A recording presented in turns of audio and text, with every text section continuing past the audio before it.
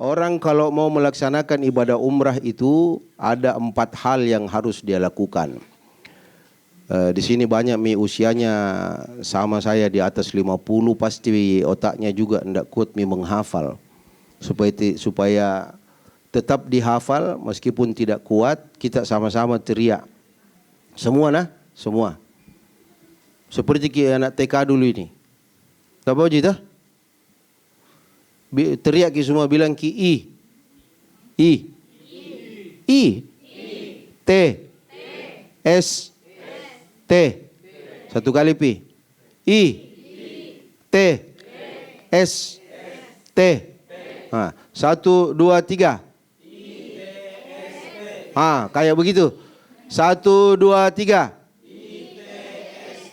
Lagi. Kasih keras suara tak?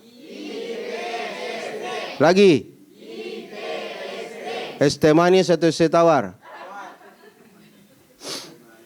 Jadi tidak boleh terbalik-balik.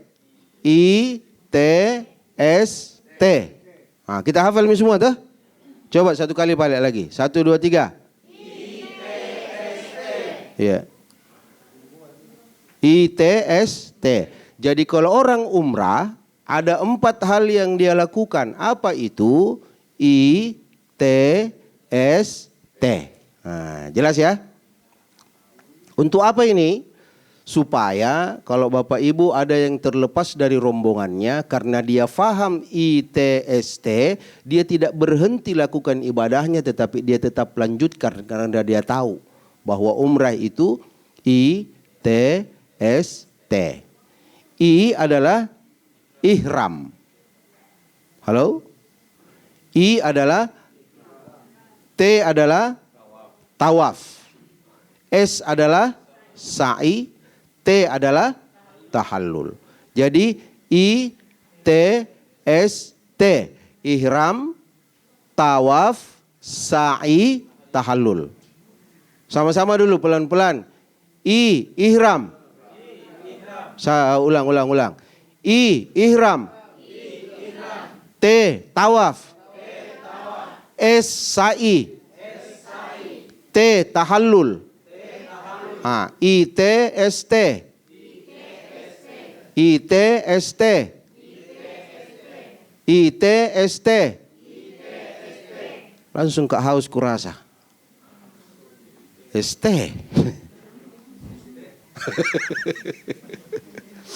Nah baik, jadi itu 4. Ihram, tawaf, sa'i, tahallul yang disingkat dari menjadi ITST. Nah, ihram, bagaimana itu ihram? Ihram artinya mengharamkan diri dari sesuatu yang sebelumnya boleh. Misalnya gini. Saya makan kue. Halo? Banyak dulu. Ini contoh. Contoh aja. Boleh enggak ini saya makan kue? Halal?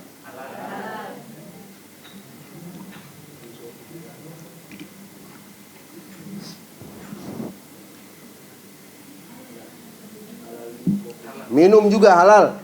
Boleh? Oke. Bicara? Halal, boleh. Nah sekarang Allahu Akbar. Boleh saya makan? Boleh saya minum? Boleh saya bicara? Kenapa? Karena? Betul Ibu. Karena saya takbiratul. Itu dia.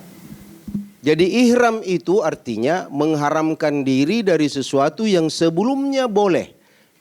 Tetapi kalau di dalam salat, kalau kita sudah takbiratul ihram dan berkata Allahu Akbar, maka kita sudah tidak boleh lagi makan, minum dan seterusnya. Oke?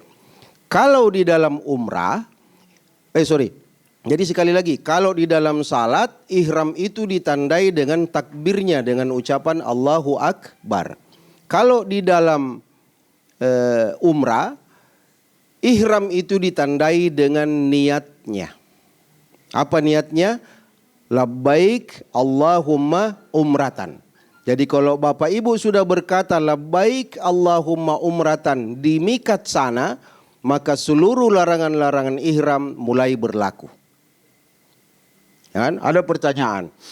Kalau misalnya saya belum berihram, masih berpakaian biasa, lalu saya berkata labbaik Allahumma umratan, apakah saya sudah masuk dalam keadaan ihram atau tidak? Siapa bisa jawab? Ulang.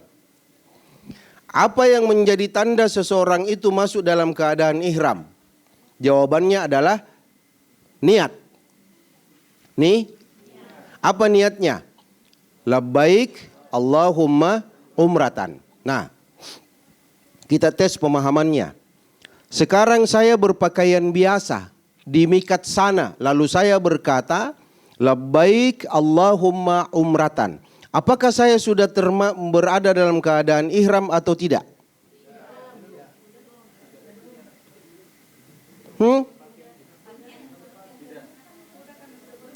Sudah. Pakaianku belum saya ganti tapi saya sudah berniat. Berarti saya sudah masuk dalam keadaan ihram. Maka kalau saya lama dalam keadaan itu saya dikenai dam. Karena itu saya segera buru-buru untuk mengganti dengan kain ihram. Jelas di? Jadi yang menandakan seseorang itu masuk dalam keadaan ihram bukan bajunya tetapi niatnya. Kalau sudah labbaik Allahumma umratan, itulah sebabnya. Maka kalau kita ke sana, ini banyak sering terjadi, bapak-bapak terutama. Dia ke sana masih pakai celana dalam. Kan tidak boleh pakai celana dalam tah. Di atas sama di bawah tidak ada celana dalam. Nah, karena dia tidak nyaman, dia masih pakai celana dalam. Ditanya bilang, kenapa kau tidak buka celana dalammu? Bilang di sana pi. Sampai di sana lupai. Sudah mi labbaik Allahumma umrat, sudah mi berniat ihram, naik mi ke mobil, 5 jam dari Madinah ke Mekah masih pakai celana dalam. Ya enggak? Habis itu dia tawaf, masih pakai celana dalam. Maka dia kena dam.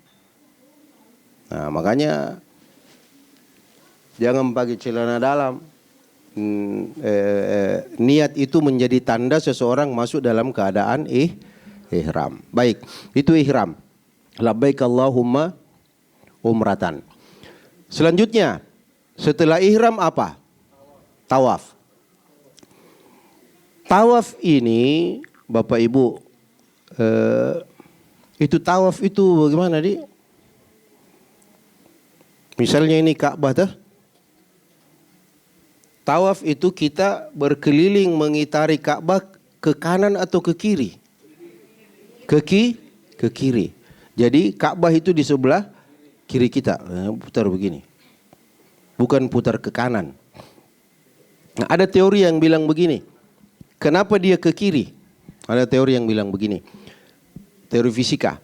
Segala sesuatu yang berputar ke kanan itu tidak menghasilkan energi, justru menghabiskan energi. Tidak menghasilkan energi, justru dia menghabiskan energi. Contoh apa? Jam.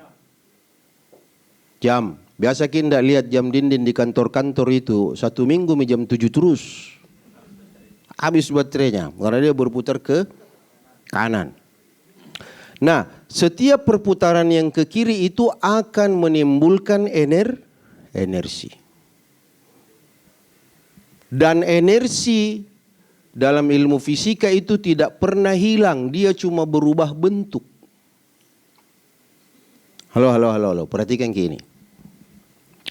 Sejak kapan Ka'bah itu diputari, ditawafi oleh manusia? Sejak Nabi Adam alaihissalam.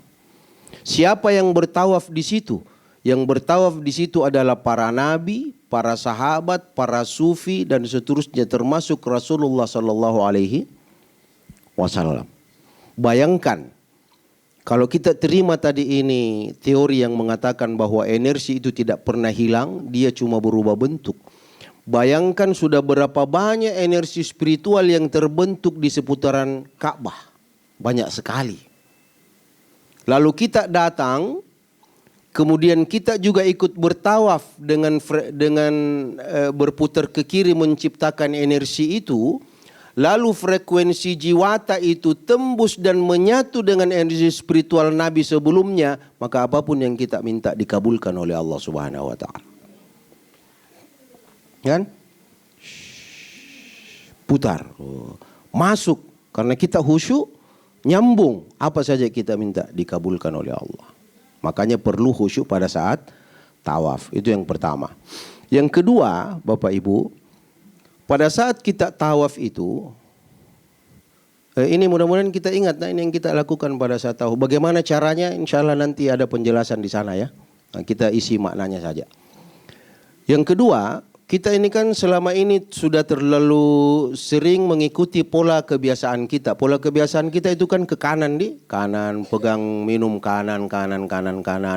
Pada saat kita tawaf sesungguhnya Allah ingin membuat kita berhenti sejenak, kemudian mengikuti poros dan proses yang diciptakan oleh Allah Subhanahu wa taala. Apa itu? Alam ini seluruhnya itu berputar ke kiri. Berputar ke kiri. Bulan berputar ke kiri, matahari berputar ke kiri, planet-planet berputar ke kiri. Jadi akan ada perintah, hei hambaku, selama ini kau selalu berputar sesuai dengan kehendakmu. Hari ini di tawaf ini berputarlah sesuai dengan kehendak yang aku buat terhadap alam ini. Jelas nih? Halo? Yang ketiga, di dalam kehidupan kita ini Bapak Ibu, ini yang kita mau tangkap nanti pada saat kita tawaf. Di dalam kehidupan ini, selama ini kita hidup, yang menjadi fokus selalu, yang menjadi poros selalu adalah egosentrisme egota, dirita. Itu yang selalu menjadi fokus. Kalau tidak dikabulkan apa yang kita inginkan, maraki. Kalau tidak sesuai dengan apa yang di kepala, dengan apa yang terhidang di atas meja, maraki. Kenapa? Karena fokusnya adalah saya, aku.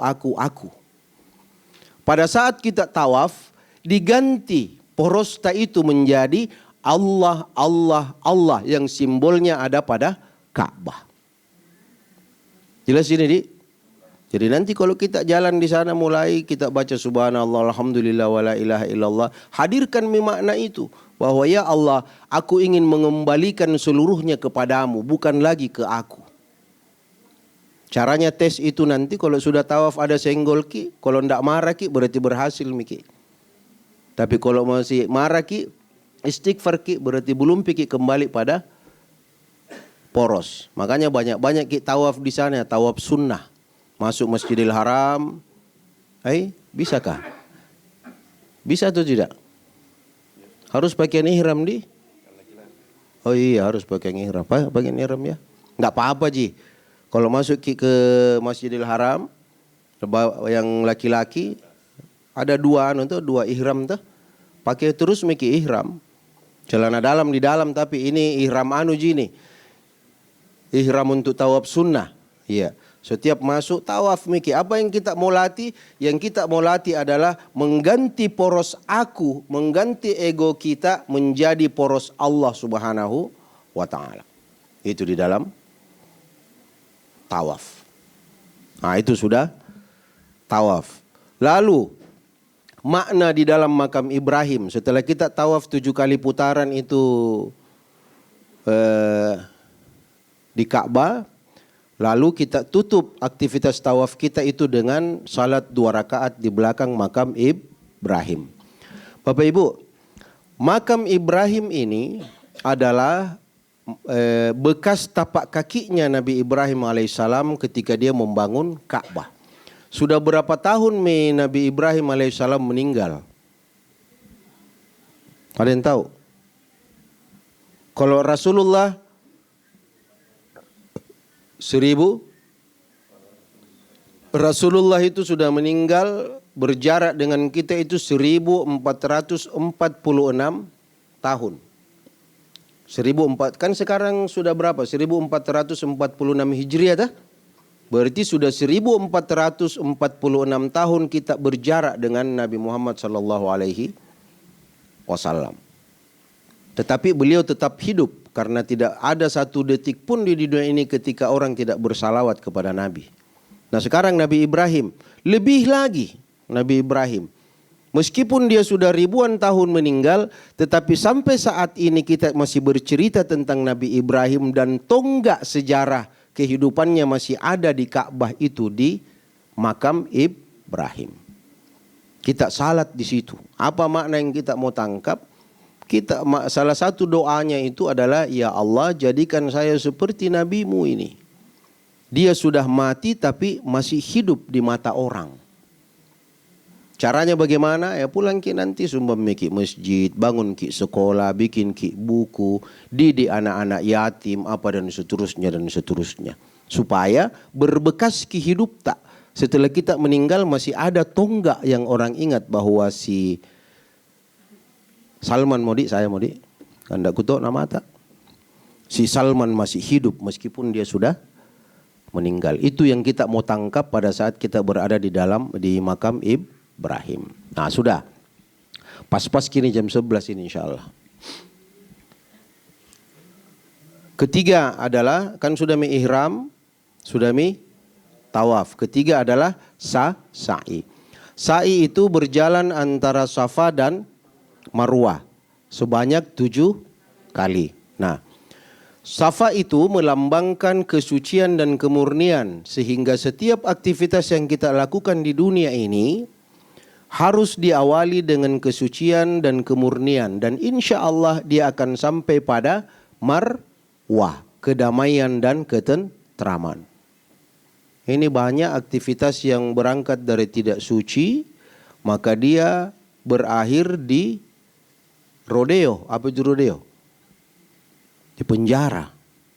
Gara-gara niat yang tidak tulus. Kalau kita niat tulus, masuknya damai dan tentram, insya Allah.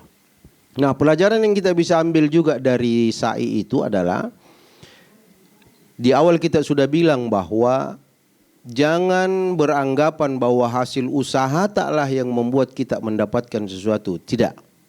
Hasil usaha itulah yang dinilai pahala oleh Allah. Hasilnya itu Allah sudah tetapkan untuk kita.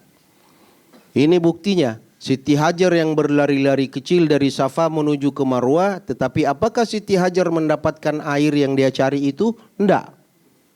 Yang dapat nanti air itu adalah kakinya Ismail yang menangis di sampingnya Ka'bah.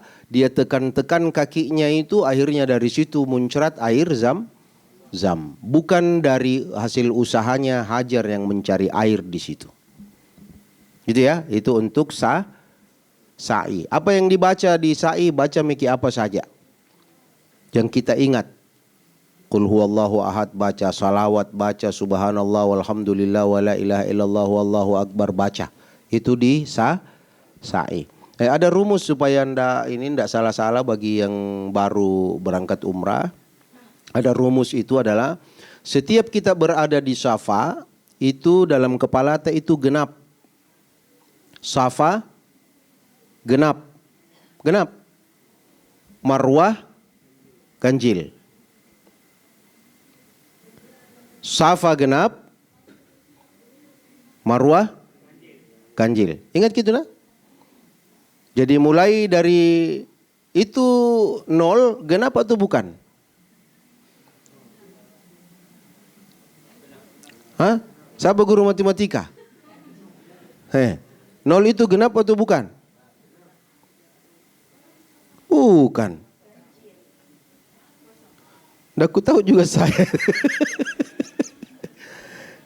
Yang jelas, kalau kita di Safa, itu dalam kepala kita itu genap. Kalau kita di Marwah, dalam kepala kita adalah ganjil. Oke, coba sama-sama, pelan-pelan. 0 lah, 0. Terus Safa ini, Safa. Kita menuju ke Marwah. Berapa mini? Nah, 1. 1, kita kembali ke Safa. 2. Safa ke Marwah. 3. Marwah ke Safa. 4. Safa ke Marwah. Marwah ke Safa. Safa ke Marwah. Nah, berarti 7 kali Safa dan Marwah. 7 kali sa'i antara Safa dan Marwah, kita berakhir di mana?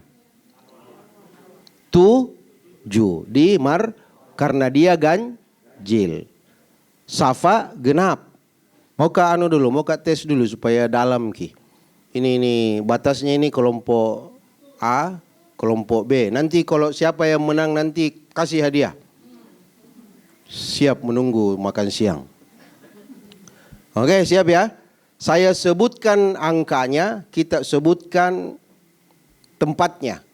Rumusnya adalah Safa genap, Marwah ganjil. Jelas? 1, 3, 5, 7, 2, 4, 6, 1, 5.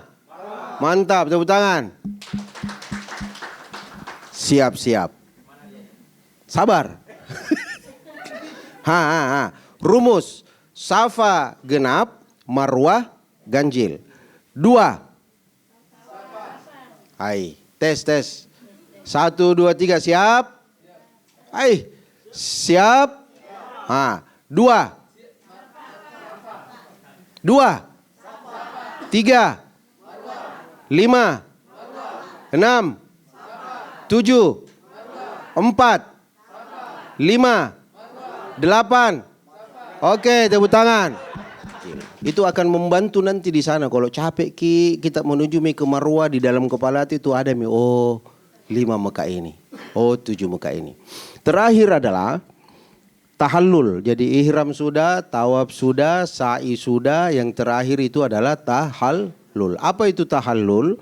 Tahallul itu artinya menghalalkan. Kan kita mulai dari ihram, mengharamkan. Nah, kita berakhir dengan tahallul, menghalalkan. Bagaimana caranya menghalalkan?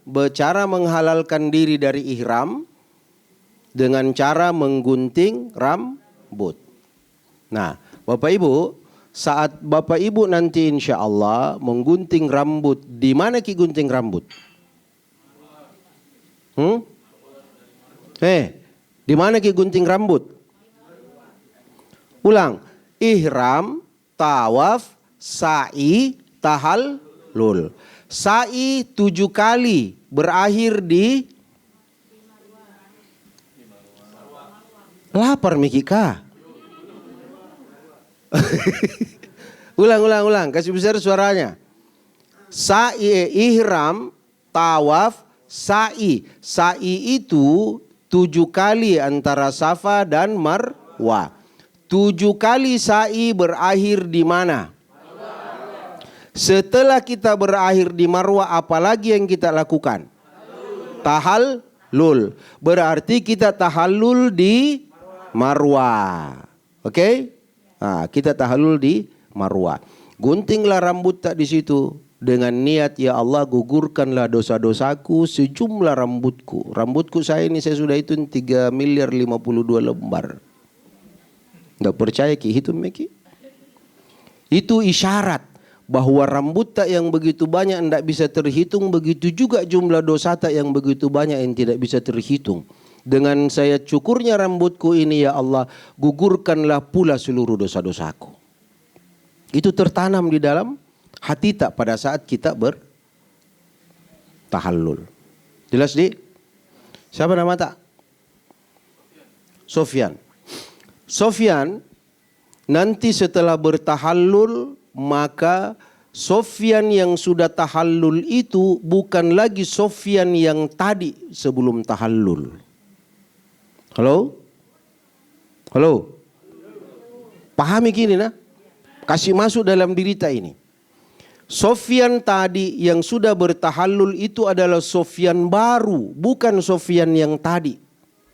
Sofyan yang tadi adalah Sofyan yang mungkin masih banyak dosanya yang belum ditobatkan oleh Allah Subhanahu wa taala.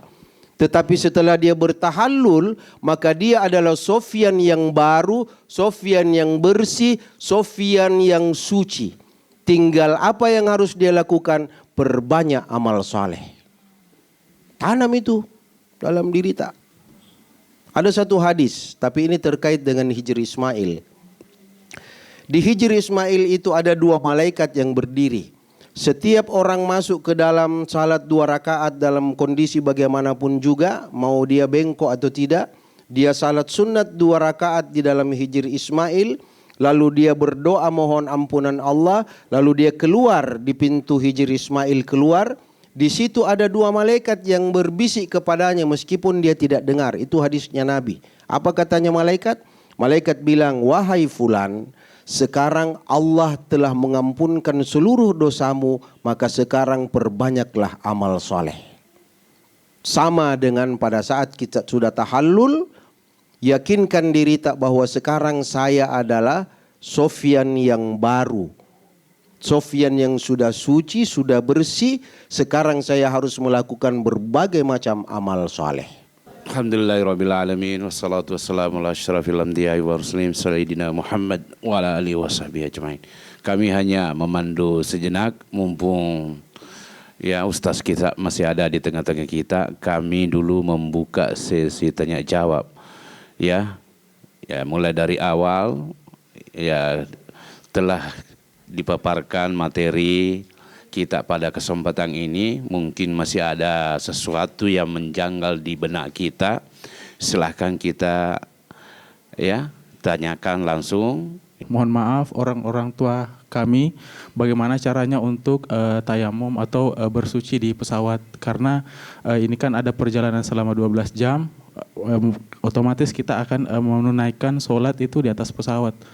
Terima kasih Pak Ustadz. Assalamualaikum warahmatullahi wabarakatuh. Jadi tayamum itu pertama begini, tayamum itu berbeda dengan wudu. Bedanya adalah kalau wudu itu bisa kita berwudu sebelum waktu salat. Jadi sekarang kan ini jam 11. Kita bisa berwudu sekarang dan wudu itu kita gunakan untuk salat duhur. Kalau tayamum tidak. Tayamum itu bisa kita lakukan setelah masuk waktu salat. Jadi nanti setelah Allahu Akbar baru boleh bertayamum. Dan setelah melaksanakan salat maka tayamum itu gugur. Kalau wudu kan bisa kita pakai dari subuh sampai isya. Kalau kuat tahan kencing. Saya niat bertayamum untuk melaksanakan salat apa? Sebut salatnya.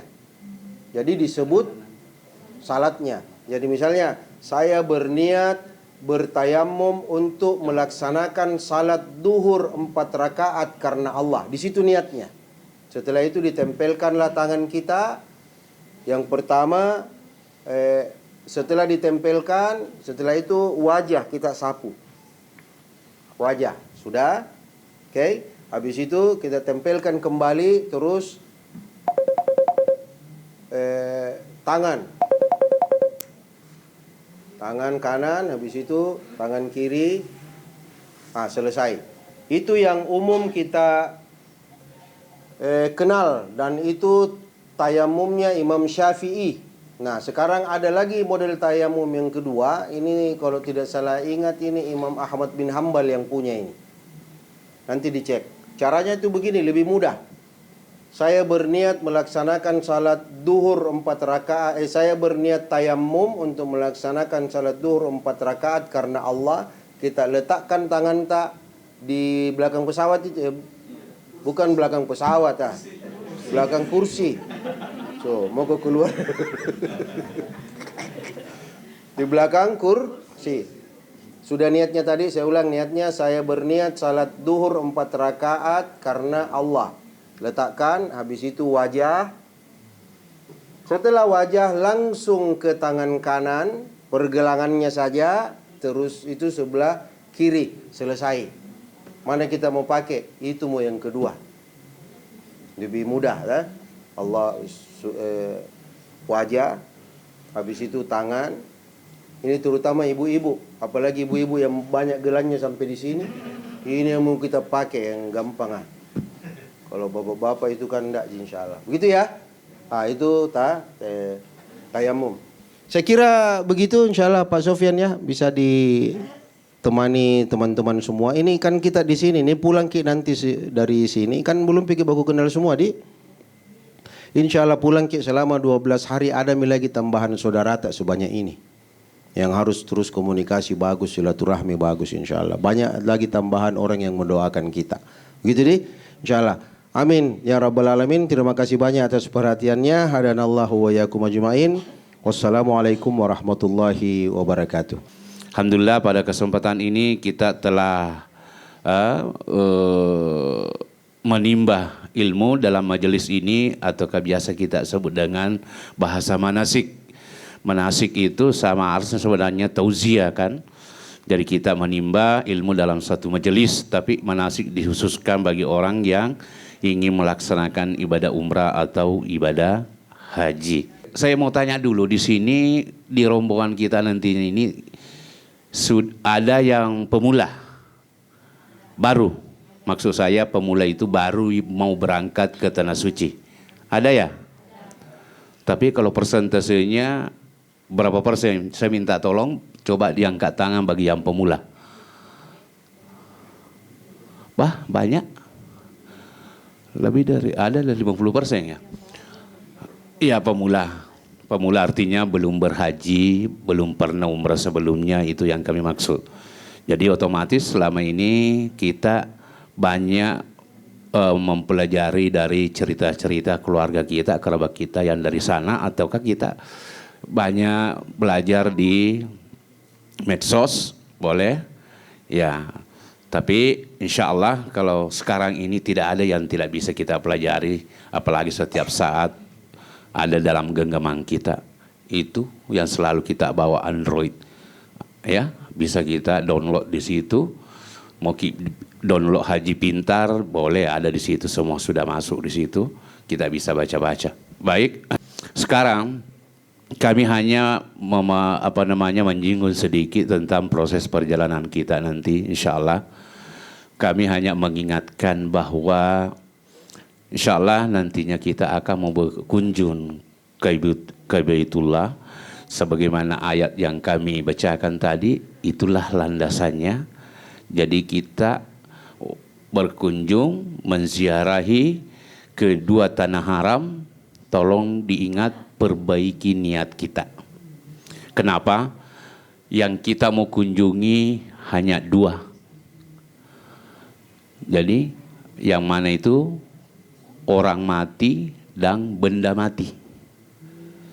Jadi maksudnya yang orang mati kita berziarah ke Rasulullah di Madinah, terus kita melaksanakan ibadah umrah, tawaf nanti di Baitullah. Ka'bah adalah benda mati. Jadi tolong kita perbaiki niatnya. Makanya wa atimul hajja wal umrata lillah. Sempurnakanlah ibadah haji dan umrahmu semata-mata karena Allah, bukan karena yang lain, bukan karena tetangga kita, bukan karena siapa-siapa. Hanya karena Allah. Apa yang kita harapkan? Hanya mengharapkan semata-mata ridho Allah Subhanahu wa taala. Karena yang memasukkan surga bukan amalan kita.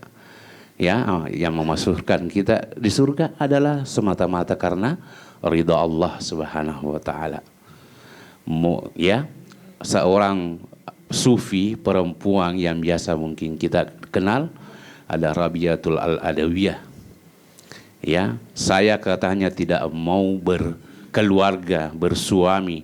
Kenapa? Takutkan nanti mengalahkan cintaku, ya, kepada Allah nanti. Kalau saya sudah bersuami mengalahkan cintaku kepada Allah. Nah, itulah ya, sehingga ini seorang sufi dia tidak berkeluarga sampai dia akhir hayatnya. Nah, itu di dalam kita sebelum meninggalkan tanah air, mohon kami bekali diri kita hanya 2 juga. Tolong diingat apa itu? Ya, kita sabar dan takwa. Ya, itu bekal buat kita. Sabar menghadapi segala hal-hal yang tidak berkenan di hati kita. Karena pada hakikatnya kita ini adalah manusia, bahwa ego kita itu tinggi, Pak, Ibu. Apa mau kita itu yang mau jadi. Ya. Jadi sesuatu hal yang terjadi ya tidak sesuai dengan keinginan kita, terimalah dengan lapang dada. Itulah sabar. Ya, kalau memang agak berat, tapi itulah selalu kita harus modali diri kita seperti itu. Ya, terus yang kedua adalah takwa, betul-betul bagaimana ketakwaan kita kepada Allah Subhanahu wa taala untuk menjalankan segala proses ibadah umrah kita yang kita mau laksanakan, baik yang berkaitan dengan ihram, yang mengetahui melanggar ihram hanya kita dengan Allah. Ya, bisa saja sesama kita mungkin bisa kita kelabui karena tidak ada yang melihat, tapi kalau di dalam keyakinan kita, di dalam hati kita mengawak bahwa ada Allah yang melihat.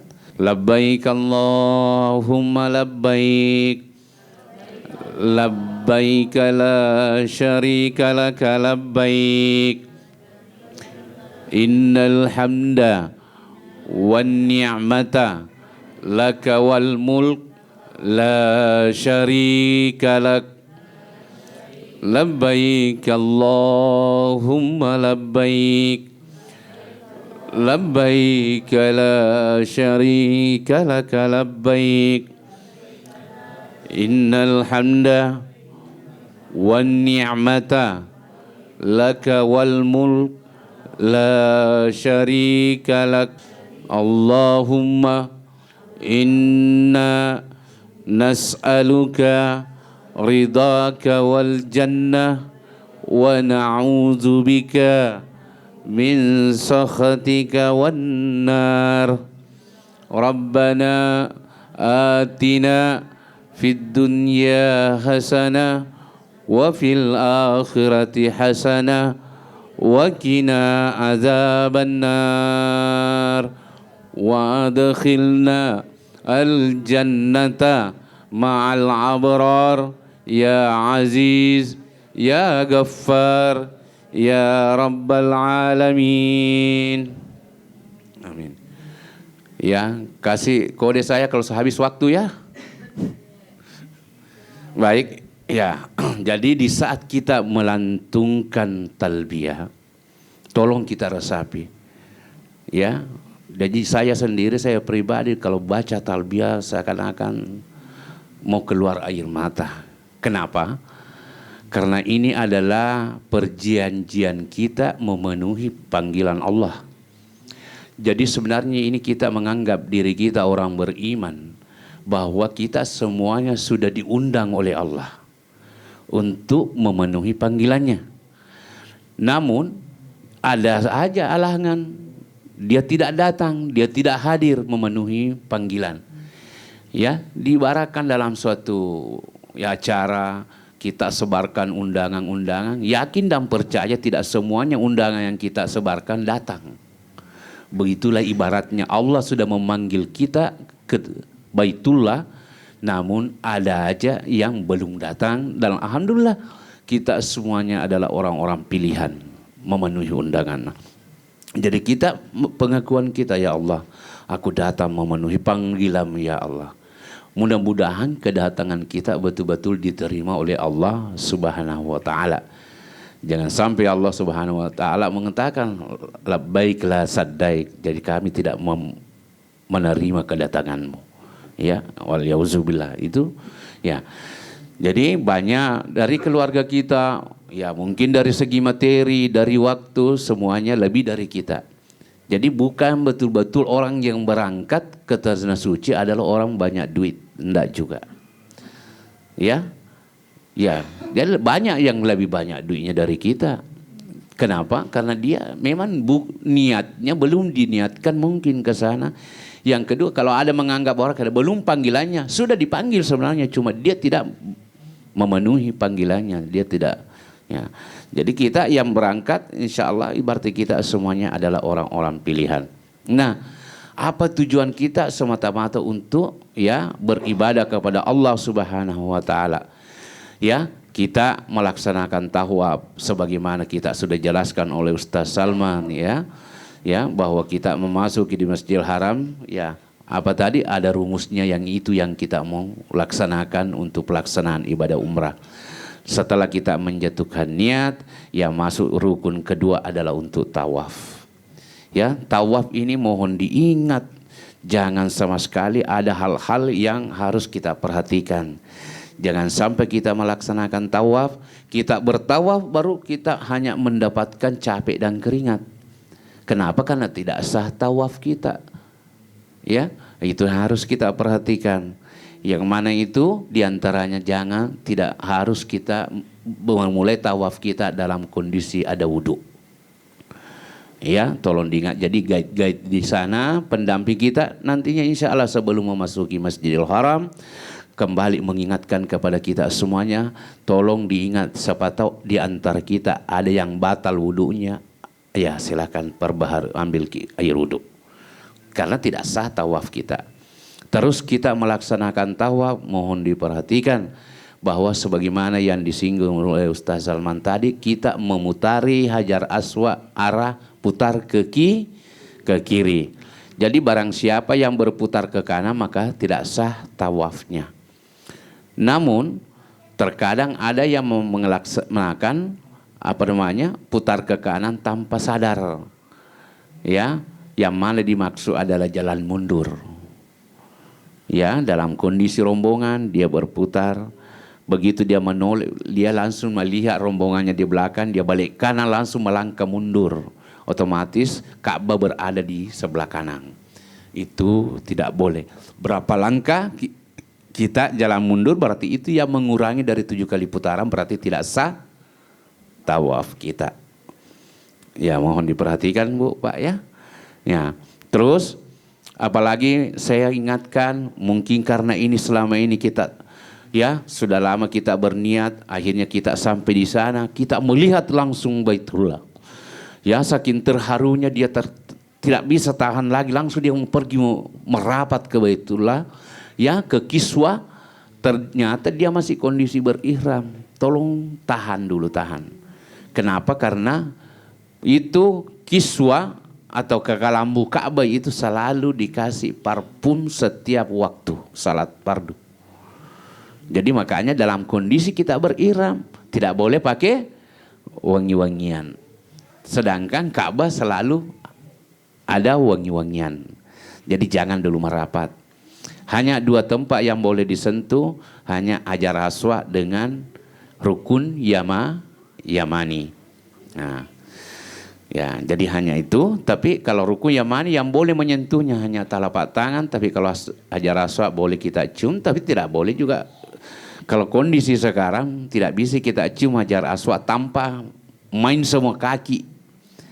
Ya, main semua kaki, main siku, main apa, ya, iya. Nah, itu agak berat. Jadi makanya untuk kondisi baru tiba, dalam kondisi kita berihram, ya kita cukup namanya ya istiqlam jarak jauh. Kata orang Bugis, bau paleceng. Ya cukup. Jadi Bismillahirrahmanirrahim. Itu namanya istiqlam jarak jauh. Nanti ada niat kita untuk merapat nanti dalam kondisi atau waktu yang lain. Tidak boleh pada waktu pertama tiba. Seperti itu. Terus ya satu. Ini yang berkaitan dengan tawaf harus saya perjelas karena ini adalah masuk dalam rukun umrah kita. Nah, terus apalagi salat di belakang makam Ibrahim masuk dalam rangkaian tawaf. Tawaf apapun yang kita laksanakan, tolong diingat salat sunnah setelah tawaf. Dianjurkan di belakang makam Ibrahim kalau memang memungkinkan, tapi kalau tidak silahkan di tempat yang lain, intinya di dalam Masjidil Haram. Mohon diingat tawaf ada beberapa macam. Pertama mungkin kita tiba dalam kondisi berumrah berarti niatnya tawaf umrah. Tapi kalau kita niatnya untuk datang ke Tanah Suci, memasuki Masjidil Haram, kita niatnya untuk bekerja, otomatis kita niatnya tawaf kudum. Ya. Nah, terus apalagi yang kita kenal ada lagi tawaf haji. Ya, ataukah tawaf ifadah. Apalagi ada juga tawaf wada. Ada juga badal tawaf, meniatkan kepada keluarga kita. Ya, itu boleh. Ya. Nah, setelah itu kita salat di situ di belakang makam Ibrahim sebagaimana dalam salah satu ayat di Al-Qur'an dikatakan wattahiza min maqami Ibrahim musalla. Kami telah jadikan sebagian dari makam Ibrahim sebagai tempat untuk bersujud. Salat di situ. Ya, setelah kita salat kita perbanyak doa di situ. Ya, mohon diingat ya, termasuk kita laki-laki ya, itu dalam kondisi berihram kita membuka bahu sebelah kanan itu adalah salah satu bentuk sunnah. Kapan sunnahnya? Nanti dalam kondisi tawaf. Mohon diingat di saat kita mau melaksanakan salat tolong ditutup kembali. Ya Bu, bahkan banyak juga jemaah yang kurang paham. Begitu dia namanya ittiba, ya membuka bahu sebelah kanan. Ya, hanya sunnah dalam kondisi kita melaksanakan tawaf dan sa'i. Tapi kalau kita mau salat dan ada salat diantaranya, yaitu salat setelah tawaf, makanya lepas itu tutup lagi bahu sebelah kanan kita dalam kondisi salat. Intinya paku-paku tangan. Jangan melewati dari itu. Ya, itu bagi perempuan. Jadi selebihnya itu aurat, termasuk kaki. Jadi makanya dalam kondisi berihram jangan lepas kos kaki di tempat umum. Ya Bu, Pak ya. Ya Bu, terutama ibu-ibu. Ya, tolong diingat. Ya, begitu juga laki-laki. Ini juga banyak kejadian. Aurat laki-laki dari pusar kita sampai lutut. Nah, karena keseringan dia biasa di tempat wudhu, kalau dia berwudhu diangkat ihramnya sampai di atas lututnya. Walaupun sesama jenis, begitu pun juga perempuan. Walaupun sesama jenis, tidak boleh kita menampakkan aurat kita dalam kondisi berihram. Tolong diingat Bu, Pak ya. Ya. Nah, tolong diingat. Jadi hanya wajah dengan tapak tangan. Jadi makanya biasa itu perempuan kalau agak longgar, kan sekarang banyak tuh saya lihat itu model-modelnya itu bajunya perempuan ada sampai satu siku itu lebarnya di bawah lengannya. Ya, jadi kalau angkat begini sampai di ketiaknya kelihatan. Allahu Akbar. Kelihatan ketiaknya, kenapa? Karena lebar sekali ini lengannya. Jadi makanya itu aurat. Nah, itulah biasa ada hikmahnya orang pakai manset.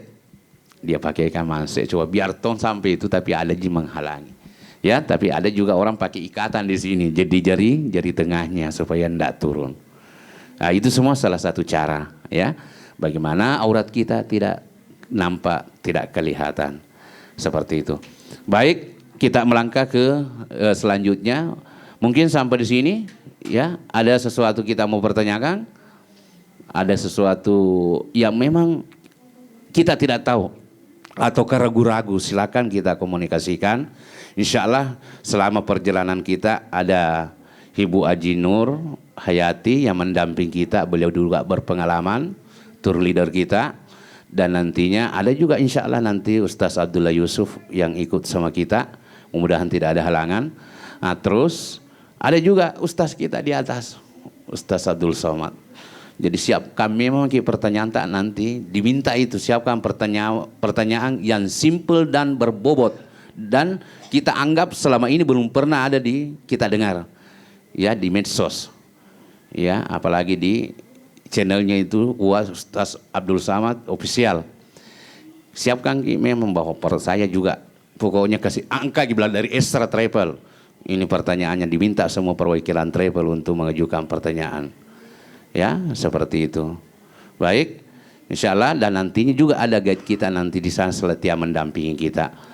Ya, jadi kita ada nanti grup sesuatu yang kita menyatakan baik tentang prosedur, rotasi perjalanan kita, ya begitupun juga tentang masalah-masalah berkaitan dengan ibadah kita. Kita komunikasikan sama tour leader kita, pendamping kita, guide kita atau ustaz kita yang ikut dalam ya rombongan kita nantinya insya Allah. Baik, ya untuk ya selanjutnya kami ya sedikit mempraktekkan bagaimana untuk cara pakaian ihram. Ya mudah saja. Ini ada ujung sama ujung. Mohon diperhatikan ujungnya. Ini jangan sama-sama, jadi kita kurangi sedikit mungkin satu siku kekurangan dari ujung. Ya jangan sama panjangnya, kita kurangi. Ya kita mainkan sesuai dengan ukuran ihram kan, tidak semua juga sama. Kalau saya ihram ini tapi buat saya, karena besar perut saya. Jadi kita harus ya angkat sedikit saja, supaya menutupi lebih rapi ujungnya itu tak kelihatan, ya. Ya, ini kita mainkan ini. Itu kan rapi kan, tidak ada kelihatan ujungnya jambe-jambenya. Nah ini kita kalau supaya tidak lepas kita biasa putar ini supaya tidak tertarik, baru kita ikat ini sih. Nah ya, apa tujuannya seperti itu? Supaya safety. Ya kita dulu boleh kita pakai ring, selipi, silakan. Karena ada juga tanyakan begitu. Ada katanya jahitan, tidak apa-apa ada jahitan. Yang penting tidak ketemu jahitan dengan jahitan dari ujung ke ujung. Ya, apa safety-nya ini kita bebas melangkah. Sudah? Ya, dan safety. Nah, jadi aman di dalam. Tidak mudah ngintip. Ya, oke. Apalagi kalau besar itu ihram lebih aman lagi. Terus untuk di bawah. Ada juga yang mau simple saja, tapi itu ya kayak sarung biasa. Kita pakai handuk biasa. Ini angka memang agak naik ini supaya tidak melorot ke bawah ujungnya. Angka agak naik. Ya. Nah, cuman dia langsung harus dijalankan juga bisa supaya tidak kelihatan ini. Tidak dirapikan itu. Ya. Nah, kalau kita kelihatan ini dapat putar keluar dapat dalam cuma kelihatan motopi dan ada seninya, ya enggak apa-apa. Ah, itu kami juga aman juga. Intinya aman begini kita bebas bergerak. Beda itu kalau begini. Ya, nanti mau jatuh kita terbatas langkah. Mau kita turun tangga atau duluan tidak tak sampai daripada kaki. Karena kenapa kan nih? Iya. Nah, seperti itu. Jadi itu dilarang kita begitu. Harus kita buka. Lipat masuk ke dalam boleh. Kalau kita bawa suami-istri, ada yang suami-istri? Ada ya? Cukup itu terbang suami-istri kita berangkat. Ini kasih lewat-lewat ini ujungnya. Untuk bagian ibu-ibu. Apa tujuannya? Ini untuk pegang dia nanti. Ada terus nanti ini yang ditarik di belakang kita korengnya. Bukan itu kita saja yang lihat ibuan suami kita. Nah, jadi kasih lewat-lewat ini tujuannya ini untuk pegangan ibu-ibu. Tambah ditarik, tambah keras, tidak bakal terlepas. Walaupun bagaimana modelnya di sini kan. Siapa berani tarik, tidak bakalan kita buka. Tarik, tidak bakalan, ya. Bagiannya itu. Oke, terus kita lanjut di atas supaya kita tidak terlalu ini repot dan tidak lepas-lepas tanpa peniti. Kan yang kita tahu mungkin selama ini harus bawa peniti, tidak melorot. Ini pakai ihram juga ini, tidak tahu berapa kali berangkat di Celia ini warnanya. Jelas bukan pakai ihram tuh ini. Pakai ihram satu kali saya pakai, tidak pernah saya bawa pulang. Nah, ini kan untuk atasan supaya tidak peniti, tolong perhatikan ini. Kita selipkan ini, kita sengaja gulung begini supaya tidak mudah lepas. Beda itu langsung masuk begini, kita gulung di sini supaya tidak mudah lepas. Kan takkan sini, tidak bisa keluar itu, apalagi kalau ada seperti ada tali pinggang kan. Terus yang mana disunahkan di saat kita tawa sakit, ini namanya iktibat, ya, oke. Nah, tapi kapan kita mau aman, cukup kita coba gini, cari lagi ujung ini, selipkan lagi di sini, ya. Di saat kita mau tawa kan sunnah iktibat toh. Membuka bahu sebelah kanan cukup kita kasih keluar ini, ya kelihatan ya Pak? Nah, begitu kita mau salah kalau ini kita kembali masuk lagi. Baru kita mau ruku mau sujud apa tidak ada lagi begini terus. Kalau kita tidak selipkan ujungnya itu kali itu begini sujud lagi jatuh lagi. Nah makanya kita selipkan dua-dua supaya aman tidak goyang. dalam kondisi kita salat, insya Allah tidak bakalan lepas. Kita sudah sampai ke praktek, insya Allah mudah-mudahan apa yang kita simak, apa yang kita dengar dalam kesempatan ini merupakan suatu bekal buat kita semuanya untuk menunaikan ibadah umrah kita nanti insya Allah di Tanah Suci. Apa yang kita harapkan agar segala kegiatan aktivitas ibadah kita diterima oleh Allah Subhanahu wa Ta'ala. Kenapa? Karena kita memang berangkat untuk mengharapkan ridhanya. Ya, semoga perjalanan kita nantinya selalu dekat-dekat dan diberikan kemudahan. Makanya di saat kita bersujud setiap kali habis salat sunnah tawaf, di sujud terakhir perbanyaklah doa kita, karena doa yang mustajab ya diijabah oleh Allah itu di saat kita bersujud, merendahkan diri kita. Nah, perbanyaklah doa di situ. Terutama nanti kalau kita tawaf wada, tawaf pamitan. Ya Allah, janganlah jadikan kedatangan saya ini adalah terakhir bagi saya. Tapi jadikanlah kedatangan saya ini awal dan akan berulang-ulang akan ke sini lagi insyaallah. Ya. Nah, itu di saat kita sujud terakhir. Ya, itu semuanya yang kita apa yang kita harapkan semata-mata ridha Allah Subhanahu wa Ta'ala. Insyaallah. Baik, untuk menutup acara kita, marilah kita sejenak memohon kepada Allah Subhanahu wa Ta'ala, kiranya niat kita betul-betul diijabah oleh Allah dan kita selalu diberikan kemudahan untuk melakukan segala aktivitas ibadah kita nanti di tanah air, insyaallah, dan kita pulang ke tanah air mendapat ganjaran al-umratul makbulan, insyaallah. Amin. Baik, bismillahirrahmanirrahim.